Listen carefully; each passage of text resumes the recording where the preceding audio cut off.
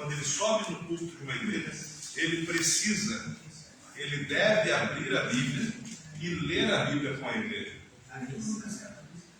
Já fui em muitos locais onde nós temos visto pessoas subirem ao púlpito para contarem testemunhos, para contarem histórias, para falarem, né, sobre as notícias do mundo aí fora, para contarem piadas, para fazerem uma série de coisas.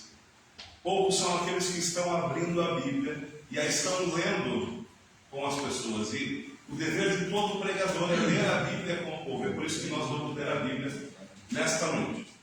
Então abre a tua Bíblia comigo, Lucas capítulo 14, o verso 1 diz assim: Aconteceu que ao entrar ele num sábado na casa de um dos principais fariseus para comer o pão, eis que eles o estavam observando. Então aqui acontece uma situação muito interessante. Em Israel, os judeus têm um costume muito diferente da gente de receber o sábado. Nós, como adventistas, nós recebemos a guardamos do sábado e nós cumprimos o mandamento do sábado.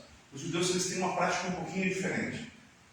Toda sexta-feira, eles se reúnem para esperar o sábado na forma como eles chamam de Shabbat.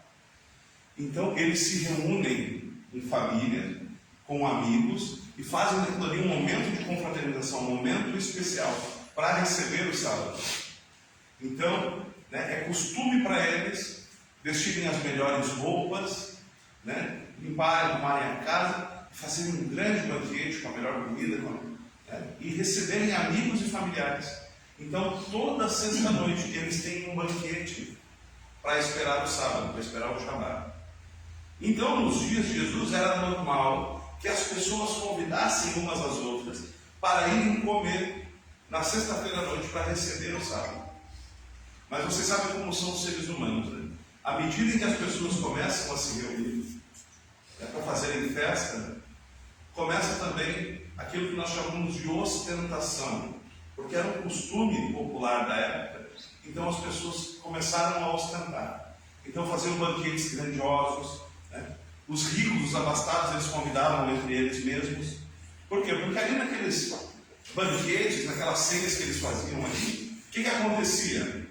Eles partiam então o pão, comiam e se confraternizavam. E aí eles começavam a contar histórias, se envolviam em debates teológicos, debates sobre a Bíblia, e muitas vezes aquilo ali não chegava a lugar algum. O único intuito daquilo ali já não era mais a confraternização, mas era estarem se mostrando uns aos outros, mostrarem que um era mais sábio, que o outro era mais inteligente, e se tornava literalmente um verdadeiro show de hipocrisia na maior parte do tempo. E o que acontecia? Os ricos convidavam os ricos, comiam entre eles, e os pobres às vezes não tinham alimento em casa ou não tinham condições de convidar alguém. E muitos deles passavam então, né, por uma depressão espiritual, porque na sua mentalidade da época não conseguiam cumprir a ordenança, não conseguiam cumprir o mandamento da forma adequada. Então eles não conseguiam receber o sábado de forma correta. E veja que coisa interessante, aqui no livro de Lucas, no capítulo 14, no verso 1, diz que Jesus agora foi convidado para uma destas ceias. E ele ali chegou então, né, na casa de um dos principais dos fariseus, que era um dos líderes da igreja da época, um homem extremamente rico, extremamente sábio, segundo o mundo, e extremamente influente na sociedade. Mas por que eles convidaram Jesus para estar ali aquela noite? O verso 1 ainda diz: convidaram eles para comer o pão, e enquanto isso, o que eles faziam com ele? Estavam observando. Convidaram Jesus ali naquela noite para observá-lo. Eles queriam ter Jesus pertinho. Existe um ditado popular que diz, né, mantenha os seus amigos perto e os inimigos mais perto ainda. Então eles convidaram Jesus neste intuito de observarem para ver se conseguiam pegar Jesus, né, popularmente, como a gente disse, se conseguiriam pegá-lo no contrapé, né, para ver se Jesus ia se contradizer ou se eles conseguiriam induzir Jesus a algum tipo de escorregão ou algum tipo de constrangimento, né, acadêmico, teológico, enfim. Então, né, a partir do verso 3, diz assim, olha, a partir do verso 7, vamos reiniciar a leitura aqui. Há um processo ali nos primeiros capítulos onde Jesus cura um homem que estava doente, e seguindo adiante, então diz assim: reparando então Jesus, verso 7, como os convidados escolhiam os primeiros lugares, lhes propôs então o quê? Uma parábola. Quando por alguém for convidado para o casamento, não procure o quê? O primeiro lugar, para não acontecer que, havendo um convidado mais digno do que tu, vindo aquele que te convidou e também ele te diga: dá o teu lugar a este, então irás envergonhado ocupar o último lugar. Pelo contrário, quando fores convidado, vai tomar o último lugar, para que quando vier o que te convidou, te diga: amigo, senta-te mais para cima. Seja isso uma honra diante de todos os mais corridos. Verso 11, pois todo aquele que se exalta será o quê? Humilhado. Humilhado. O que se humilha será Exaltado. Então Jesus aqui percebe o comportamento daqueles homens naquela noite. Vê que eles estavam ali disputando para quem estaria mais próximo, não dele, mas mais próximo do dono da festa. Porque o mais próximo do dono da casa, automaticamente é considerado a pessoa mais influente, a mais importante. Jesus diz o seguinte: olha, vocês estão preocupados em impressionar as outras pessoas. Vocês querem se mostrar uns para os outros. Vocês querem impressionar uns aos outros. E isto vai fazer com que vocês acabem criando situações difíceis entre vocês mesmos. Deus então precisa utilizar ele uma parábola e dizer o seguinte: olha, se isso fosse uma festa de casamento e você procura um local mais próximo, talvez você saia dali humilhado. Então, o primeiro princípio que a gente aprende aqui é que Jesus ensinou aqueles homens ali que eles deviam ter o quê? Humildade. Ao invés de querer se aparecer, quando estão publicamente, eles deveriam manter o quê? Uma postura recatada, uma postura de humildade, procurando não aparecer, não aparentar ser melhor do que os outros, porque o problema ali não era simplesmente estar mais próximo, mas sim aparentar ser superior. Vejam como eu sou importante, olhem para mim, me admirem, porque eu sou bom o suficiente para estar ao lado do dono da casa. E o Ayrton está sentado lá no fundo, né? Aquele ali não vale nada, então eu estou aqui na frente, sou o que vale mais. Jesus diz o seguinte: aprendam a desenvolver humildade, buscando nunca ser superiores uns aos outros. E aí então Jesus agora fala diretamente para o dono da festa e já faz uma chamada geral aqui aos outros convidados também. Verso 12 diz assim, continua a leitura comigo: também o que havia convidado lhes disse: quando der um jantar ou uma ceia, não convide os teus amigos, nem os teus irmãos, nem os teus parentes, nem os vizinhos ricos, para não suceder que eles, por sua vez, te convidem e você seja então recompensado. Antes, ao você dar um banquete, convida os pobres, os aleijados, os coxos, os cegos, e serás bem-aventurado pelo fato de não terem eles com que te recompensar. E a tua recompensa, porém, tu a receberá onde? Na ressurreição dos justos. Então Jesus aqui, será que ele estava falando sobre salvação pelas obras? Né? Ajude os pobres e você vai receber a salvação. Não, Jesus estava ensinando para eles um princípio básico. Além do princípio da humildade, o princípio de ajuda ao próximo, o princípio da caridade. Jesus diz: olha, vocês estão convidando uns aos outros porque vocês querem se sentir importantes. Mas mais importante do que fazer um favor esperando uma recompensa é abençoar a vida de outra pessoa sabendo que ela não pode te pagar de volta. Muitas vezes a gente se anima, né? Fala, por exemplo, em emprestar dinheiro. A Bíblia diz que você não deve emprestar. Se você tiver condições, então dê o dinheiro para a pessoa. Mas não empresta porque o empréstimo, quando não volta, está criada a discórdia. Né? Então ele diz o seguinte: olha, ao invés de estudar para aquele que tu sabe que vai te devolver, que vai te pagar melhor, ou que vai te dar algo, né, superior, faça para aquele que tu sabe que não tem condições de fazer. Jesus falava isso, como eu disse para vocês, neste contexto, onde ele queria o quê? Que todas as pessoas fossem abençoadas e se sentissem abençoadas, integradas na comunidade da igreja. Porque os ricos ali, aqueles que tinham condições, eles faziam as festas entre eles, recebiam o sábado entre eles. Mas os pobres, os marginalizados, aqueles que não tinham condições, eles ficavam de fora e se sentiam muitas vezes excluídos da comunidade da igreja. E muitas vezes nós procuramos, como igreja, né, abençoar a vida um do outro, mas só daquele que eu gosto mais, só daquele que eu sei que é mais inteligente, só daquele que eu sei que tem um pouquinho mais de condições. Vai à igreja grande que tem algumas pessoas abastadas, isso acontece direto. Todo mundo abençoa, né? O irmão aquele que tem, né? Eu não quero falar mal do programa, mas olha só, vocês viram esse testemunho ali, né? Vamos pegar o exemplo daquele testemunho que nós vimos ali. Aquele senhor ali, que foi um homem abençoado por Deus, era um empresário, enfim, no campo de construção.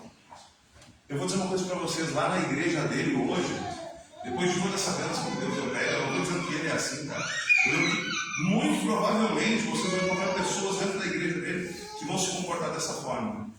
Se ele disser um e o diabo lá da porta disser dois, a maioria das pessoas vai dizer que o que vale é o quê?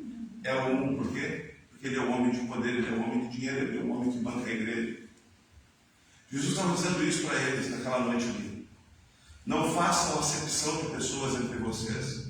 Não deem oportunidade unicamente para aqueles que vocês acham que podem receber alguma coisa. Muitas vezes nós vivemos como igreja, quando nós estamos no meio de um grande grupo de pessoas, temos a tendência de tentar o que se dar bem, criar contatos, né, uma rede de contatos de amigos, mas sempre com aqueles que nós sabemos que podem nos render algum retorno. E Jesus está dizendo que não faça isso. Abençoe aqueles que você sabe que não vai te dar retorno algum. E aí nesse momento, enquanto Jesus fala isso, há um silêncio geral, há um constrangimento, porque quando Jesus está no local, Jesus ele não está preocupado em agradar as pessoas. Entenda uma coisa, quando você convida Jesus para a sua vida, Jesus não está nem um pouquinho preocupado em te agradar. Ele está preocupado em curar você. E se para curar vai precisar doer, então vai ter que doer. Sabe quando a gente está doente, né? Uma vez me deu uma dor aguda aqui, lá da barriga. Terrível a dor. Terrível a dor. Sabe o que foi preciso fazer? Eu preciso me abrir. Cortou, sangrou, me rasgou no meio e tirou o apêndice, estava inflamado. Uma operação de apendicite. Depois costurou, demorou a cicatrizar, doeu pra caramba. Mas por que era necessário passar pela dor da cirurgia? Para que a cura fosse obtida. Então Jesus não está preocupado em te fazer feliz, não está preocupado em te deixar confortável, ele não está preocupado em te agradar, ele está preocupado em te curar. E se para curar a tua vida, ele vai precisar mexer e te fazer sofrer um pouquinho, ele vai te fazer sofrer. Pelo teu bem, ele vai te fazer sofrer. E Jesus ali agora, naquele momento, ele estava literalmente cortando o orgulho do dono da festa na presença de todo mundo. Nós vemos ali que o objetivo deles ali era procurar nos primeiros lugares. Eles estavam querendo se aparecer, mostrar quem era o mais importante, quem era o melhor, quem era o mais sábio, quem era o mais rico, quem era o mais bonito. E Jesus, nesse momento, ele entra e atora no meio o orgulho do dono da festa, na frente de todo mundo. Foi literalmente um tapa na cara do dono da casa. Quando Jesus olha para ele e diz: você que é o dono da casa, quando fizer uma festa, não convide os ricos, mas convide aqueles que não podem te pagar. Nesse momento de constrangimento, ali alguém tentou salvar a cara do dono da casa. Leitura aqui a partir do verso 15, diz assim: ora, ouvindo tais palavras, um dos que estavam com ele à mesa lhe disse: bom, então assim bem-aventurado aquele que comer pão no reino de Deus. Então é um momento aqui muito interessante, que quando Jesus toca na ferida, ele tenta promover a cura, o que acontece? Alguém tenta pular fora e sair pela tangente. Vamos mudar de assunto, esse assunto está muito delicado, esse assunto está muito constrangedor. Então alguém olha e diz: bom, então, se é assim, bem-aventurado aquele que comer pão no reino do céu. O que Jesus faz? Entra por um ouvido e sai pelo outro. Jesus não dá bola para aquele comentário ali e continua inserindo, né, as suas palavras que irão promover a cura na vida daquelas pessoas ali. Aquele homem tentou desvirtuar o assunto, porque é assim que nós lidamos com os problemas da nossa vida. Quando a gente começa a tocar em assuntos e pontos delicados, onde nós precisamos de uma intervenção daquilo, né, que nós precisamos nos livrar, quando alguém começa a tocar, quando o Espírito Santo começa a falar, quando a Bíblia começa a brilhar no nosso coração, a gente tenta fazer o quê? Deixa de lado. Tudo aquilo que me deixa desconfortável, não deixa em outro momento a gente conversa. Eu passava por isso, né? Eu passo de vez em quando, a esposa chega e diz assim, nós precisamos conversar, com aquela cara assim, né? Ele disse, tá bom, deixa eu tomar meu banho primeiro, deixa eu ir aqui, deixa eu ir ali, não, primeiro eu vou conversar. Então eu tento escapar de todas as formas. A esposa diz que a gente precisa conversar. É porque eu sei que lá vem, né? Então a gente tenta fugir. Quando a gente se sente pressionado, quando a gente se sente constrangido, a gente quer pular fora. E aquele homem fez aquilo. E Jesus então diz o quê? Verso 16. Ele, porém, não respondeu. Olha, Jesus continuou o seu diálogo. Ele disse só um pouquinho.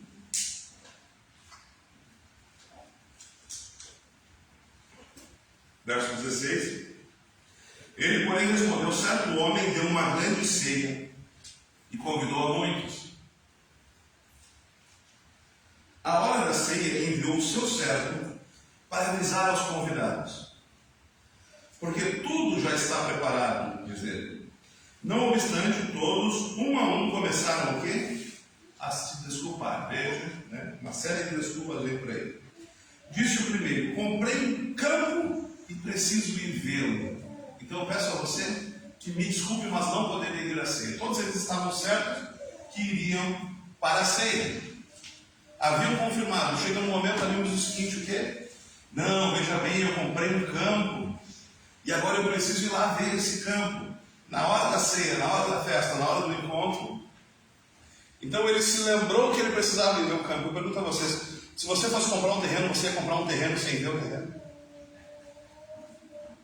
Você ia comprar uma casa sem observar? Não, eu vou comprar primeiro. Ah, não, depois que eu comprar, que eu tiver tudo pago, tiver tudo certinho, eu vou lá ver o que está acontecendo, como é que é, como é que não é. Ninguém faz isso, né? Aquele homem ali dá uma desculpa esfarrapada.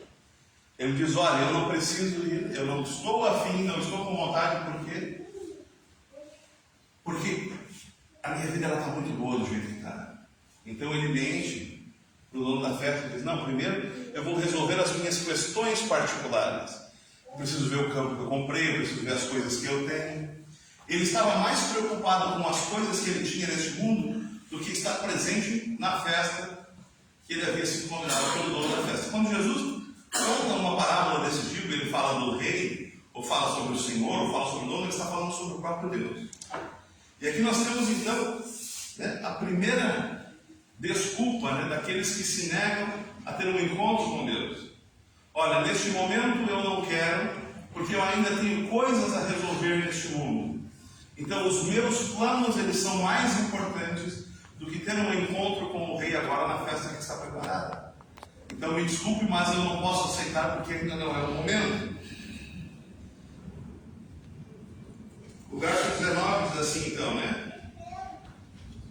Outro disse: olha, comprei 5 juntas de bois e vou experimentá-las. Nego que tenhas por escusado. Disse: olha, eu comprei umas juntas de boi aí, estão tudo pronto, mas eu não vou poder ir porque agora eu tenho que ir lá experimentar. Eu quero ver como é que os bois estão, se eles vão comer direitinho, se eles vão se habituar no campo, se vai acontecer, se vai... Então o segundo indivíduo diz o quê?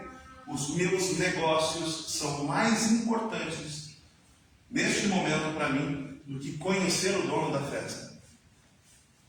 Ah, eu tenho muito trabalho para fazer, eu estou ganhando muito dinheiro, estou comprando, eu estou vendendo, eu tenho uma junta de bois que vai me dar muito dinheiro, então eu quero ver se eles vão trabalhar bem. E esse homem diz então para Deus o quê? Que os negócios que eu tenho neste mundo são mais importantes para mim neste momento do que ter um encontro com o rei de todo aquele país, de ter um encontro com o rei dos reis, com o Senhor de todas as coisas. O primeiro diz: eu tenho uma vida pela frente, comprei o campo, dá uma desculpa esfarrapada, né? Preciso lá ver o campo que eu comprei. Ninguém compra um campo sem ver. O segundo diz: eu comprei uma junta de bois e agora eu quero experimentá-los, eu quero testá-los. Ele diz o seguinte: os negócios que eu faço neste mundo são mais importantes do meu comércio, do meu trabalho, a minha vida acadêmica. Neste momento eu estou focado nisso, eu quero colocar isso em ordem e depois, talvez, numa outra oportunidade eu irei. E continuando a leitura, existe ainda um outro indivíduo que dá uma desculpa terrível também. E o verso 20, né? Diz assim: e outro então disse o quê? Casei, por isso não posso ir. Pergunta pergunto a vocês, quando você vai numa festa, né, alguém diz assim para você, olha, está convidado para um casamento, né? Mas é só você, a esposa não. Ninguém diz isso, né? Aquilo ali não era desculpa nenhuma. Ele poderia muito bem, não, me casei, eu vou levar minha esposa também, vamos juntos, vamos formar nossa família. Mas aquele homem ali, ele olha para o servo, para aquele que foi entregado o convite, aquele que chegou e disse, olha, está pronto o momento, vem agora para o encontro com o Senhor. E ele diz o quê? Eu não posso, porque o prazer e o deleite que eu vou ter com a minha esposa agora é mais importante do que estar na presença daquele que é o Rei de todas as coisas.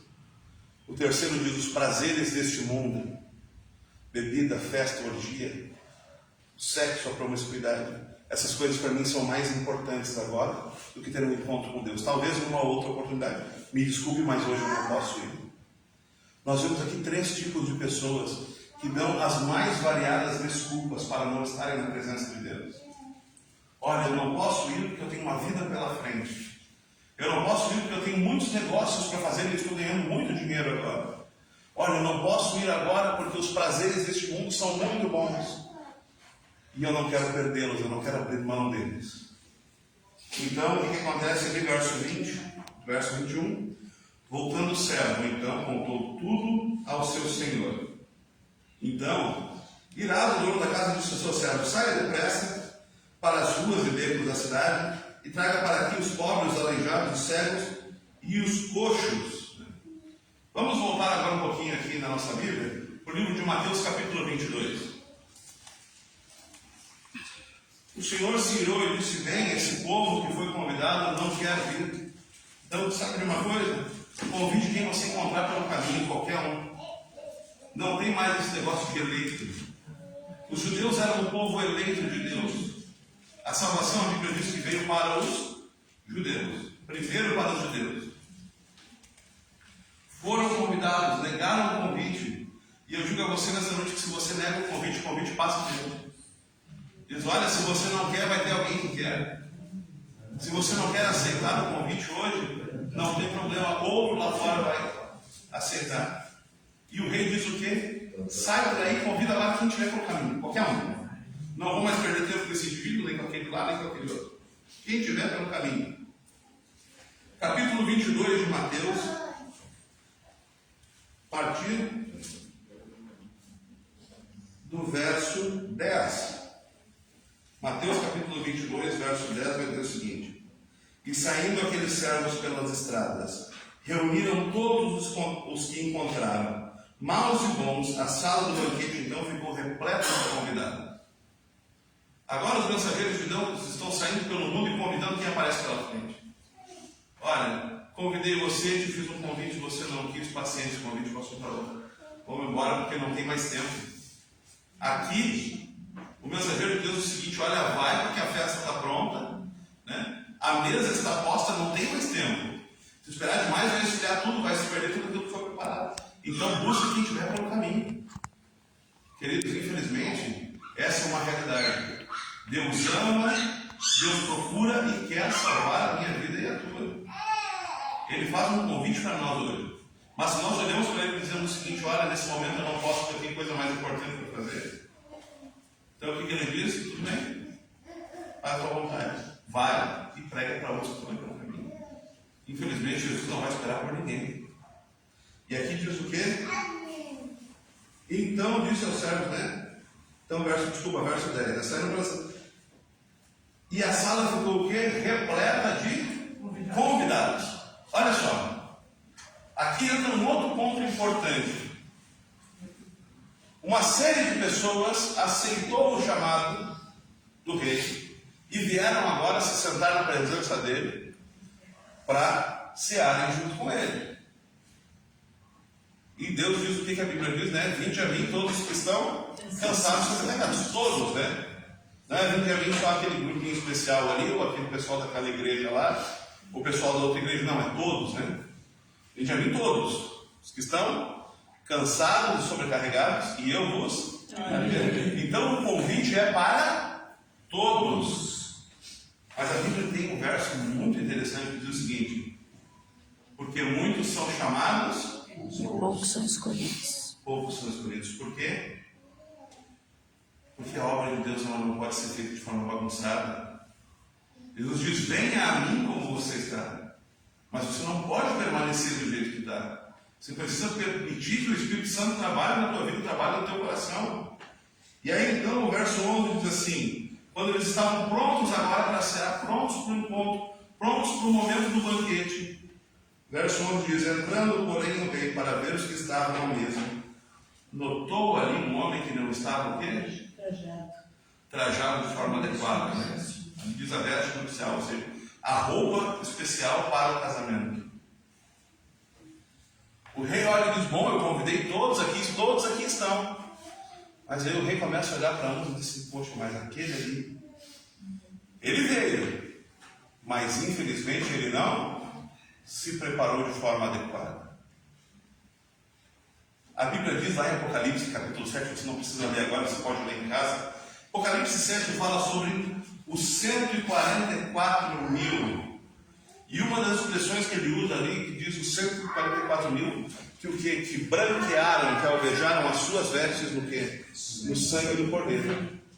Aqueles que estavam preparados, cujas roupas, a roupa na Bíblia, ela é um sinônimo de caráter. A roupa limpa é um sinônimo de caráter purificado. Aqueles que, então a Bíblia diz, esses são aqueles que vieram da grande tormenta e que branquearam as suas vestes no sangue do Cordeiro, através do sangue de Cristo, através do poder do Espírito Santo, fizeram o quê? Purificaram o seu caráter. A única coisa que você vai levar daqui para a eternidade é o caráter que você adquiriu. A sua mentalidade, a sua mente, a sua forma de pensar, a sua forma de agir diante de um problema, a sua forma de agir, a sua forma de decidir diante de uma decisão difícil. As decisões que você toma, seguindo os princípios que você estabeleceu na sua mente, na sua vida e no seu coração, elas são a base do seu caráter. E isso é a única coisa que você vai levar daqui para a eternidade. E se o teu caráter não for purificado pelo poder de Cristo, pelo poder do Espírito Santo, você está fora. Naquele momento ali, a Bíblia diz, então, entrando o rei para ver os que estavam à mesa, verso 11, notou que ali estava um homem que não havia o quê?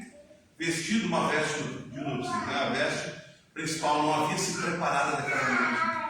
As suas roupas estavam sujas, o seu caráter ainda estava manchado, estava deformado. E o verso 12 diz, perguntou então o rei a este homem, né? Amigo, como você entrou aqui sem estar com as vestes adequadas, né? Sem a veste nupcial?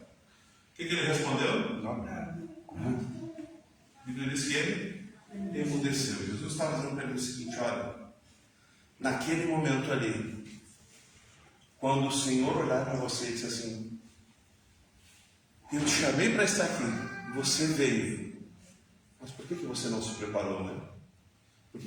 Como é que você veio até a mim? Como é que você vem até a minha casa? Você vem até a minha presença, vestido desta forma, não da forma adequada. Como é que você veio para cá hoje, sem permitir que o Espírito Santo entrasse na tua vida, sem permitir que o Espírito Santo conduzisse a mudança na tua vida? Infelizmente, muitos daqueles que aceitaram o convite tiveram tempo suficiente para se preparar, tentaram ir para o céu de qualquer jeito. E naquele momento o Senhor olha e diz: meu amigo, como é que você fez isso? E aí, que desculpa você dá? Nenhuma. O homem emudeceu. Verso 13 diz, né? Então ordenou o rei: faça o quê? Lançai para fora, né? Amarrai-lhe os pés e as mãos e lançai para fora nas trevas. Ali haverá choro e ranger de dentes, porque muitos são o quê? Chamados. Mas poucos os escolhidos. Muitos são chamados e poucos os escolhidos. Jesus então encerra a sua parábola aqui, deixando na mente e no coração daqueles homens ali a impressão de que eles precisavam de uma mudança urgente no seu comportamento, na sua vida. Olha, vocês que se reuniram nesta noite para celebrar, aqueles que pensaram que sairiam dali naquela noite festejando, dando risada, alegres, felizes, saíram dali com o dedo na consciência. repensando a sua vida, repensando o seu comportamento, repensando sobre a forma como eles têm agido diante das situações da vida. Jesus olha e diz para aqueles homens: não tentem ser os primeiros, não tentem ficar se aparecendo, tentando um ser melhor do que o outro. Não tente pisar no teu irmão, não tente subir nas costas do teu irmão para te sentir superior. Disse: não tenham amizade uns com os outros por interesse, mas não façam acepção de pessoas, amem a todos os irmãos da igreja, inclusive aqueles que são humildes, aqueles que não têm condição nenhuma, ou que têm pouco estudo, ou que vêm sozinho porque vestem uma roupa mais humilde. Jesus diz: não tratem bem só quem tem dinheiro, só quem é o mais poderoso, quem tem isso, quem tem aquilo. Tratem bem a todas as pessoas, façam o bem para todos, amem uns aos outros. E o sentido de amor da Bíblia, se precisa ficar bem claro, o amor não é um sentimento. Não é passar o tempo todo pensando: oh, que lindo, oh, que maravilha. Amor é um sentimento de justiça. É tratar o outro da forma como eu gostaria de ser tratado, com justiça. Se eu quero o melhor para o meu filho, eu não posso desejar menos para o filho do meu irmão. Se eu quero que o meu filho tenha direito à melhor comida, eu não posso desejar que o meu filho coma carne, no sentido da palavra, né, como um churrasco, enquanto o filho do meu irmão ali só bebe água porque não tem o que comer. Eu disse: tratem a todos de forma igual, amem uns aos outros, tratando uns aos outros com amor e com justiça. O amor se traduz na justiça, na ação de fazer pelo outro aquilo que nós gostaríamos de fazer por nós mesmos. Não apenas um jogo de palavras, não apenas um sentimentalismo barato, mas uma ação verdadeira, transformando e abençoando a vida uns dos outros através das nossas atitudes. E naquele momento ali, quando aqueles homens ouviram as palavras de Jesus, começaram a se sentir desconfortáveis com isso, tentaram mudar de assunto. Jesus então precisa contar esta parábola para dizer que eles estavam sendo chamados, mas estavam negando o seu chamado. Talvez esteja falando para alguém aqui nesta noite que ouviu o chamado de Jesus, mas disse: olha, eu ainda tenho muitas coisas para fazer aí fora e agora eu não posso me comprometer. Deixa para a próxima. Ou talvez esteja falando para alguém que ouviu o chamado do Senhor nessa noite e disse: não, eu ainda tenho muito dinheiro para ganhar, eu estou envolvido com os meus estudos, estou envolvido com o meu trabalho, eu não tenho tempo para igreja, não tenho tempo para isso, não tenho tempo para essas coisas.